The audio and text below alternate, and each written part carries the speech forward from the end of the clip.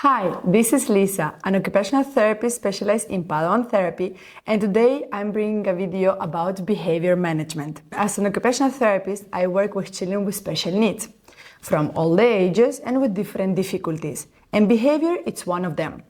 And today's video is about to tell you what is behavior management, what we can do about it, which strategies as an occupational therapist and you as parent can use in order to improve the behavior difficulties. So what is behavior?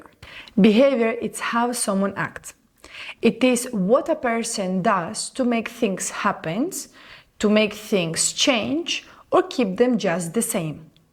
Internally, through feelings and thoughts, or externally through environment and different situations.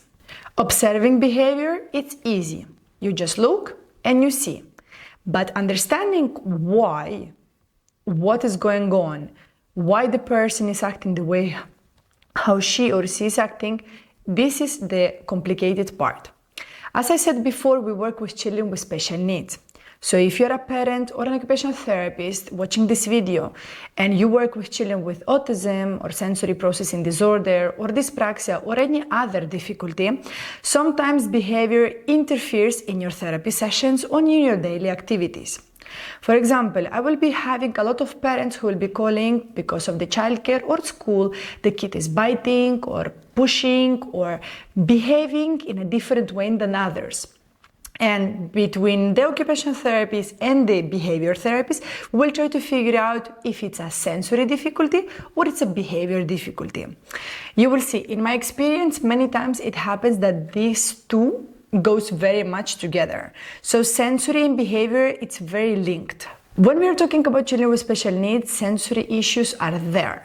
Independently, if you say my child doesn't have any difficulty brushing their teeth and maybe combing the hair or maybe playing with messy play. But there is always something a little bit different, right? Those because we have different sensory systems responding to that. And many times the way how the behavior is displayed will make a deeper connection with sensory difficulty or sensory extra need. And this is why I was saying before, to observe a behavior is the easy part, and that is something that we all can do. But to understand, this is when you, and I always suggest for you parents, have an occupational therapist, a behavior therapist working together to do the great job, to have a good planning of how can we intervene and which strategies are very important to implement in order to improve this behavior difficulty. I'm going to share with you a picture that you will see now on the screen. So behavior is like an iceberg. What you see on the top, right? So us, in our normal day-to-day, what we show, it's what you see in that picture, like the top of the iceberg. But all the feelings, all the emotions, all the way, or our way how we feel about things, about other people, about certain circumstances, it's what it is under. Right? And this picture, I like it very much to use in different situations when I have to explain about behavior, because many times we will see a kid, biting someone or biting his own hand or maybe pushing someone or playing with the toys a little bit rough or maybe having, some other behavior difficulties, and we will say, he doesn't have discipline, the child is misbehaving, he's a little bit naughty, he's a little bit unsettled. Well, I have an answer to that. Many times what we are observing on the top or what we see in the situation is that image of the top of the iceberg. It's what you see in the moment, but you don't know what triggered, what caused that behavior. So we don't know the underlying situation. We don't know if the child had maybe a bad day, maybe something happened from the morning, maybe there was something mixed up in his routine, maybe there is some other sensory factors that interfere in that behavior. So there is always something interfering in the behavior. I always said that when we are working about feeding or when we are talking about sensory difficulties, most of the time, sensory and behavior goes very much into the same box. For example, let me put an example. I have a lot of children that, my in my last videos, I talk a lot about chewy tubes, I talk about Z-Vibe, I talk a lot about oral motor skills. Many times I have parents coming to me about chewing skills, about oral motor difficulties. And they will say like, you know, my child is constantly biting others. So maybe it is a sensory need, because the child needs something to bite on. And we will be working on chewy tubes, or we will be working on other strategies. But sometimes it is not only about the sensory strategy, but also about behavior difficulty. There is something maybe that is not settled.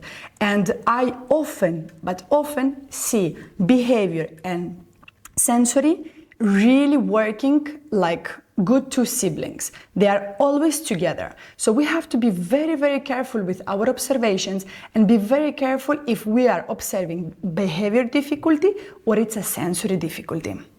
And now an important question. What caused the child to behave the way how he or she does? This question is extremely difficult as every child is unique and every child behaves the way he or she does because of a particular reason. So what is very important is to have an occupational therapist and a behavior therapist on board together, working together in order to understand better if it's a sensory difficulty, it's a behavior difficulty, or sometimes it's a combined sensory behavior situation. But definitely there's going to be some other factors, like I was mentioning before. It could be the familiar situation, it could be in the environment, like for example at school, or in the childcare. It could be because it's coming from a sensory need or coping skills, because my child saw someone doing something. So we have to be extremely careful about everything. What is important is to understand first why the child is behaving in a particular way and what we can do about it. And this is when we will have behavior management approaches coming along. So to understand why the child behaves the way how he or she does, that's one big question. And sometimes it's a very hard task. But then what we do about it, it's another big part of work that an occupational therapist and a behavior therapist need to come along with a plan and understand which strategies will work the best. First of all, we have to locate the difficulty situation. So, is the behavior happening only at home? Or it's also happening at school, or it's only happening during therapy sessions, which also happens. Is the child displaying behavior challenges with papa only, or papa and mama, or only mama only, which is also happens very often. Certain times parents will come to tell me, listen, he's not behaving like that with me, but with his father, or vice versa. And most of the time, unfortunately, is the mommy who is most of the time confused because somehow with her, the child is behaving differently. So we will have these behavior management approaches coming along in order to help us to understand better what we can do in order to solve that behavior. But this comes with a lot of observation and a lot of planning from, like I'm saying, from the occupational therapist and from the parents to understand exactly why the behavior is happening and how we can work along with it. As a professional advice, I'm going to leave this little comment. It's important that you find out always techniques that work best for you. So independently if you're an occupational therapist or a parent watching this video, it's important that you consult with your occupational therapist or behavior therapist to see which technique works best for you and for your kid, because we are all unique and different. What might work for you might not work for me, etc., etc. So it's important to understand what your child likes and dislikes. What are the weak points and what are the strength points? And from there, take to see how we can work on that behavior challenge. Okay, how we can improve those circumstances that are making a little bit difficult, you know, the communication with your kid, or maybe the socializing with your child, or just how to improve his or her full independence in the activities of daily life. As I mentioned before, we have different behavior management approaches. Some of them is non-verbal communication as an approach, reward systems, which we have a lot, and we also have other social approaches. Now, if you would like to know more, I'm going to leave the link of my course about behavior management in the description box below.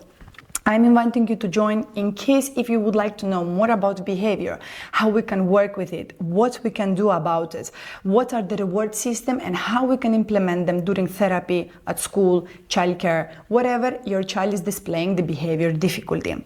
Like I said before, behavior challenges, it's not about to say my child is naughty or is not. It's about what we can do in order to improve his life, how we can get to understand better why this behavior is so repetitive and it happens in this or that reason.